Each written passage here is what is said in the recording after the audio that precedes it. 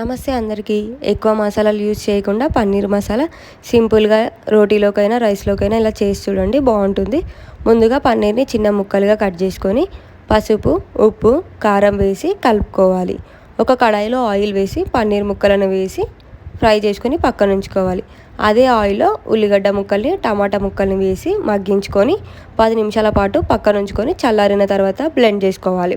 కొంచెం ఆయిల్ వేసి బిర్యానీ మసాలాలను వేసి మనం బ్లెండ్ చేసుకొని పెట్టుకున్న పేస్ట్ని మొత్తం వేసి ఉడికించుకోవాలి. నూనె మొత్తం పైకి తేలిన తర్వాత పసుపు, తగినంత కారం, తగినంత ఉప్పు, 1 స్పూన్ ధనియాల పొడి వేసి మొత్తం కలుపుకొని కావాల్సినంత వాటర్ యాడ్ చేసుకొని ఒక 50% ఉడికించుకోవాలి. అందులో మనం ఫ్రై చేసుకొని పెట్టుకున్న పన్నీర్ ముక్కలను వేసి ఉడికించుకోవాలి. మొత్తం ఉడికిన తర్వాత కొంచెం కస్తూరి మేతి వేసుకొని కలుపుకోవాలి.